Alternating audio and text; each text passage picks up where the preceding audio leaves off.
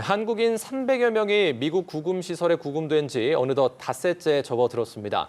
이들을 태울 전세기가 이르면 내일 현지로 출발할 예정인데요. 오늘 현지에 도착한 조현 외교부 장관은 루비오 미 국무장관과 마주 앉아 향후 재입국 시 불이익이 없도록 담판을 지을 예정입니다. 관련해서 정한범 국정기획위원회 외교안보 분과위원장과 함께 얘기 나눠보겠습니다. 위원님 어서 오세요. 어서 오십시오. 예. 지금 이제 구금돼 있는 한국인을 태울 전세기가 이르면 내일 현지로 출발합니다. 이 총 368석이라고 합니다. 지금 구금된 한국인이 332명이고요. 모두 지금 탑승은 가능한 상황으로 파악이 됐어요. 지금 현재 상황 좀 어떻게 보고 계세요? 글쎄요, 이게 지금 한국과 미국 동맹국 사이에 벌어진 일이기 때문에 사실 우리로서도 굉장히 좀 당혹스러운 맞습니다. 측면이 있고요.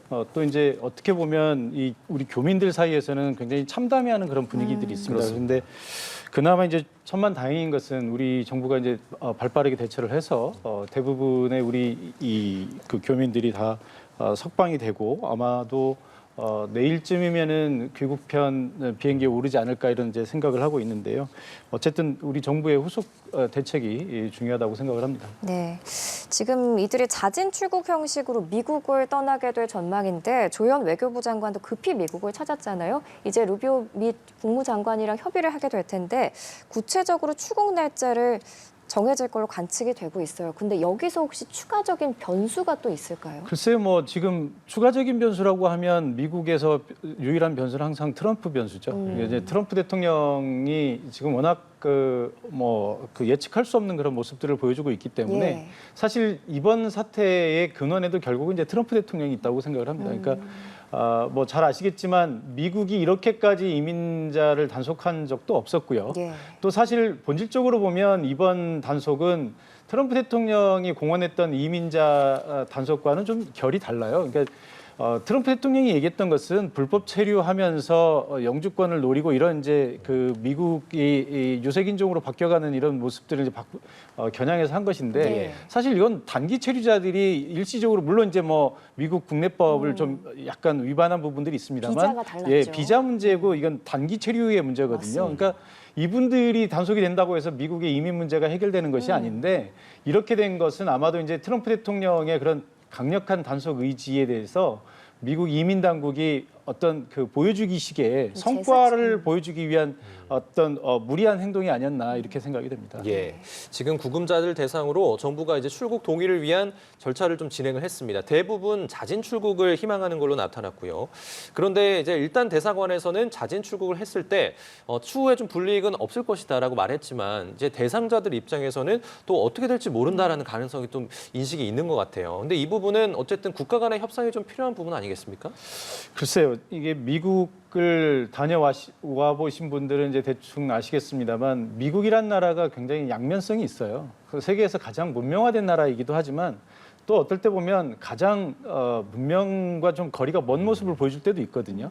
이제 그런 부분이 이제 뭐냐면 사실 이제 미국이라고 하는 나라가 하나의 작은 세계처럼 돼 있기 때문에 그 인터내셔널한 그러니까 외국과의 경험을 많이 가진 사람들이 있는 반면에 또 미국 국내에서 미국만 바라보고 산 사람들이 있어서 미국에서 뭐 그 입국 수속을 하거나 출국 수속을 할 때 굉장히 불쾌한 경험을 했던 사람들도 많이 있습니다. 그러니까 물론 다 그렇지는 않습니다. 그러니까 저도 이제 미국에서 한 10년 살았던 경험이 있는데 살다 보면 대부분의 시간은 다 괜찮아요.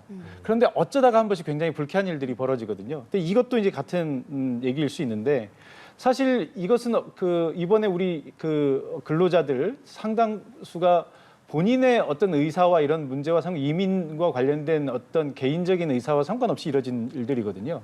그런데 이제 미국에서 또 나중에 향후에 재입국을 하려고 심사를 받다 보면 과거의 기록들을 들춰내가지고 사실 아무것도 아닌 거 가지고 굉장히 엄격하게 적용을 합니다. 그걸 문제 삼는 거예요. 그게 이제 그런 문제가 있을 수 있기 때문에 사실 여기서 미국 당국자가 향후에 불이익이 없을 거다라고 얘기를 했다고 해서 그걸 100% 믿을 수는 없는 것이고요. 그래서 아마 이 양국 간의 긴밀한 협의가 더 필요하지 않을까 생각합니다. 또 이제 논의할 문제 중 하나가 지금 안타까운 일이 좀 벌어졌지만 이런 일이 좀 재발하지 않아야 되지 않습니까? 그렇다 보면 앞으로도 저희 대미 투자가 계속 이뤄지니까 저희 근로자들이 계속해서 이제 미국으로 갈 텐데 그렇다면 이제 비자 문제도 해결을 해야 되고 이번 일을 계기로 양국이 좀 협의할 사항이 더 많아지는 것 같습니다. 글쎄요, 뭐 결국 이게 단기적으로는 우리에게 큰 충격이지만 사실 장기적으로 보면 미국에게 과연 이익이 되는 것인가라는 그 근본적인 의문을 갖거든요. 사실 미국이라는 나라가 오늘날 이렇게 엄청나게 발전하게 된 그 근간에는 이민이 있어요. 지금 미국인 트럼프 대통령을 포함해서 미국인 대부분이 다 미국 이민자들 아닙니까? 그렇습니다. 이민자의 후손들이고요. 예. 또 미국이 가진 가장 큰 장점 중에 하나는 세계적으로 가장 경쟁력 있는 대학들이 미국에 있기 때문에 예.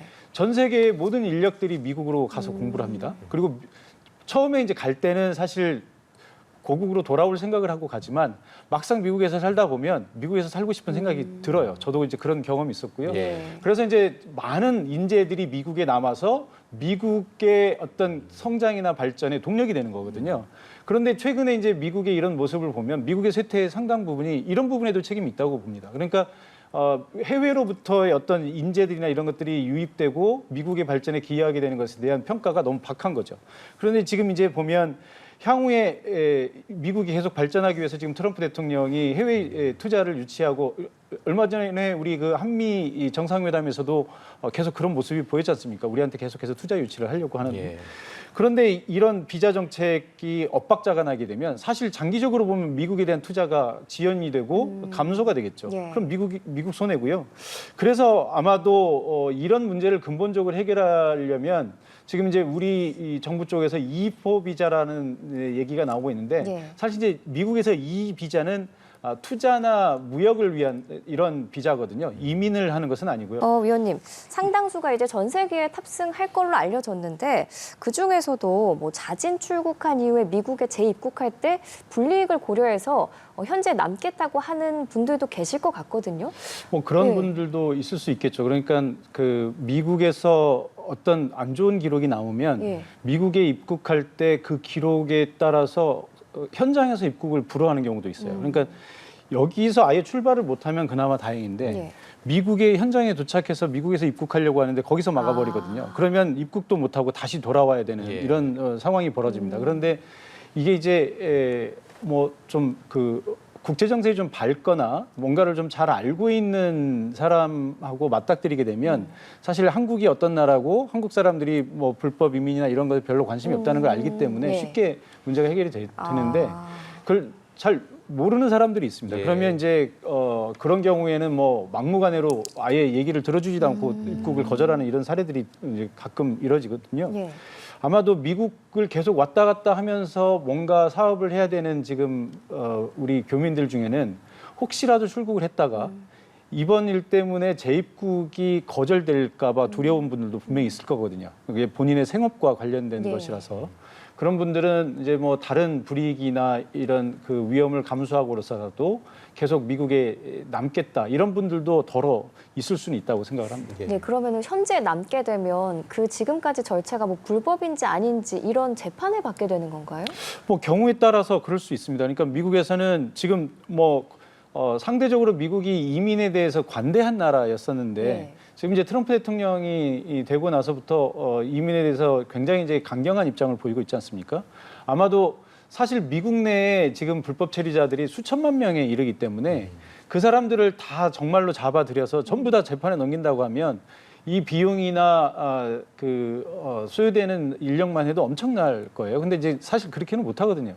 그럼 이제 결국은 이게 우리가 뭐 운이 좋으면 안 걸려들고 운이 나쁘면 걸려들어서 이제 본보기 케이스가 되는 건데 네. 지금 이 경우도 미국 당국이 뭐 눈 감아준다면 사실 문제가 안 되겠죠. 그러나 이것을 기어이 문제를 삼겠다라고 본인들이 또 단속하는 공무원들 입장에서는 본인들이 실적이거든요. 예. 내가 실적 올리겠다라고 맘먹으면 이걸 가지고 충분히 어떤 시비든 걸 수 있는 그런 문제가 되지 않겠습니까? 예. 그래서 아마 이게 뭐 미국 정부가 보장한다고 하더라도 이 모든 것을 정말로 미국에 재입국하는 그 순간까지 불안해서 못 믿는 사람들도 충분히 있을 거라고 봅니다. 자, 이런 가운데 미국 이민 정책을 총괄하는 국토안보부의 노 장관이 있습니다. 이분이 체포된 근로자와 관련해서 추방이라는 단어를 좀 언급을 했어요. 그러니까 일부는 범죄 활동과 관련돼 있다라는 말도 했는데 이게 이제 한국인을 특정한 건지 모르겠습니다만 이 발언을 좀 어떻게 해석해야 할까요? 글쎄 두 가지 정도로 볼 수 있겠는데요. 하나는 추방이란 단어를 포괄적으로 썼을 가능성이 있습니다. 네. 그러니까 이번 사건과 관련된 사람들을 어찌됐든 다 내보낸다라고 하는 의미에서 이제 추방이라고 썼을 수 있고요. 그러니까 결국은 여기에는 자진 출국까지 다 포함이 되는 그런 의미라고 볼 수 있고요. 또 하나는 우리 한국 교민들과 상관없이 이번에 전체적으로 한 480명 정도가 잡혀 들어가지 않습니까? 예. 그러면 우리 교민들을 제외하고도 한 150명 정도의 제3국 인원들이 있는데 이 사람들 중에는 범죄 활동과 관련돼 있거나 아니면 과거에 추방 명령을 받고도 출국 명령을 받고도 그것을 이행하지 않은 사람들도 예. 있을 겁니다. 그러면 이제 그런 경우에는 미국 입장에서는 좀 중하게 다룰 수밖에 없는 것이죠. 그래서 예. 아마 그런 부분들을 포괄적으로 얘기하지 않았을까? 지금 이제 그 이민 수장의 입장에서는 한국인만 대상으로 하는 것이 아니고 거기 있는 모든 외국인들을 다 대상으로 하는 발언이기 때문에 아마도 한국인에 특정된 것은 아니라고 이렇게 생각이 됩니다. 예. 그런데 트럼프 행정부가 다른 나라가 미국에 투자를 해서 자기네 그 제조업 재건을 해주기를 바라면서도 또 한편으로는 지금처럼 불법 이민자 추방을 목표로 하고 있잖아요. 이 두 개가 좀 충돌하는 것 같은데 우리나라 기술자가 들어가고 싶어도 비자가 잘 안 나오는 상황인 거죠? 그러니까 이제 이게 우리 입장에서 보면 미국이 우리의 동맹국이고 예. 최대 우방국이고 그러니까 우리를 많이 바라봐 줄 거라고 생각을 하지만 미국 입장에서 보면 한국은 여러 우방국들 중에 하나거든요. 그리고 이제 지금 현재 미국의 트럼프 대통령의 어떤 스타일이나 이런 것들이 동맹이라고 해서 뭐 봐준다거나 동맹을 우선시한다거나 이런 게 아니지 않습니까? 그러니까 우리가 바라보는 미국과 미국이 바라보는 한국은 다른 거예요. 그러니까 미국 입장에서는 사실 투자를 유치하기 위해서 한국을 압박해서 투자만 하면 사실 나머지는 본인들 뜻대로 다 될 거라고 생각을 하는 거거든요. 근데 우리 입장에서 볼 때는 아니 우리가 투자를 하고 싶어도 사람을 보내야 되는데 네. 왜 우리의 애로사항을 세세하게 다 봐주지 않느냐 이런 거거든요. 뭐 사실 뭐 부모가 자식이 여럿 있을 때 마찬가지 아니겠습니까? 자식에게는 부모가 한 사람이지만 부모에게는 여러 자식이 있는 거랑 똑같은 이치인데 미국 입장에서는 이런 사태가 벌어지기 전에는 한국과 어떤 문제가 있는지 모르는 거예요. 그래서 이제 대표적인 예가 미국에 이제 이런 그 투자나 이런 그 무역을 위해서 종사하는 사람들에게 E 비자를 내주는데 네. 미국의 E 비자에는 E1 비자와 E2 비자만 있습니다. 하나는 이제 무역을 하는 사람들이고 하나는 투자를 하는 사람들을 네. 위해서 만든 것인데 특별히 호주인들을 위해서 호주인들의 애로사항을 해결하기 위해서 E3 비자라는 게 있어요. 호주인들에게만 적용되는 건데 그래서 이제 지금 우리 나오고 있는 얘기가 한국이 이렇게 대규모 투자를 하고 미국의 필수적인 산업들을 하고 앞으로 지금 미국이 얘기하는 이제 그 마스가 그러니까 그 조선업 네. 동맹을 위해서 우리가 이제 마스가라는 얘기를 하고 있는데 미국에게 이 조선업 동맹은 필수적인 거거든요. 미국이 세계 패권을 유지하기 위해서 해양력을 유지해야 되는데 지금 미국이 배를 건조할 수 있는 능력이 없어요. 예. 그런데 그 배들은 이미 낙후됐어요. 이제 새로 만들어야 되거든요. 결국 한국의 도움을 받아야 되는데 그러려면 또 이런 문제가 다시 발생할 거거든요. 그래서 우리가 E4 비자를 만들자, 한국인을 위한 E4 비자를 만들자 이런 얘기들이 지금 그래서 나오고 있는 겁니다. 예. 그 서두에 말씀해 주신 것처럼 지금 추가적인 변수가 있다고 한다면 이제 트럼프 대통령 이슈다 이렇게 말씀해 주셨는데 트럼프 대통령이 이제 계속 한국과의 우호 관계는 문제가 없다는 입장을 강조하면서도 그 조지아주 한국인 구금 사태 전날 LA 한인타운에서도 대대적인 좀 단속 작전이 있었다고 해요. 그렇게 본다면 그곳에 있는 우리 교민들 입장에서는 상당히 좀 불안하지 않겠습니까? 그러니까 이게 사실 위에서 보는 것과 아래에서 보는 것의 차이인 거거든요. 그래서 뭐 우리도 옛날에 뭐 고전 전기에서 볼 때도 백성들을 살피는 임금은 어떻게 해서 훌륭한 임금이 되는지 이런 거 다 그래서 배우지 않습니까? 그러니까 이게 지금 정상들 간의 회담 뭐 이런 것만 그리고 이제 트럼프 대통령이 뭐 미국을 위대하게 이런 이제 슬로건 위주로만 이제 정치를 하다 보니까 사실 밑에서 어떤 일이 벌어지는지 모르는 거예요. 챙기지를 못하는 거죠. 트럼프 대통령이 워낙 이렇게 이제 예측 불가능하게 행동을 하다 보니까 사실 미국 내에 미국 정부 내에 좀 그 정통한 소식통들에 의하면 부통령을 비롯해서 국무장관 등등 뭐 아주 고위층조차도 뭔가를 하려고 하지 않는다는 겁니다. 왜냐하면 본인들이 뭔가를 하려고 해도 트럼프 대통령이 뒤집어 버리기 때문에 트럼프 대통령 말 한마디가 제일 무섭거든요. 그래서 그냥 다 팔짱 끼고 쳐다보는 거예요. 우리 지난번에 한미 정상회담 할 때도 보면 옆에서 그냥 가만히 보고 있지 않습니까? 그런 것들이 이제 지금 가장 큰 문제인데 사실 이번 그 사태도 마찬가지고요. 우리 이 한인 커뮤니티에서는 지금 굉장히 불안감이 커지고 있습니다. 저도 네. 미국에 있는 한인 커뮤니티, 굉장히 큰 커뮤니티 안에 지금 이제 저도 같이 소통을 하고 있는데 실시간으로 듣고 있거든요. 지금 뭐 이 LA뿐만 아니라 한국인들을 겨냥해서 뭐 여러 가지 지금 이제 대규모 사건이지만 개개인이 이렇게 피해를 본 경우도 굉장히 많은 걸로 지금 알려져 있어요. 그래서 교민들 입장에서는 지금 뭔가 좀 새로운 대책이 나와야 되는 거 아닌가 이런 얘기를 하고 있고요. 그렇다고 해서 제가 볼 때는 꼭 한인을 겨냥해서 그렇다고 생각하지는 않고요.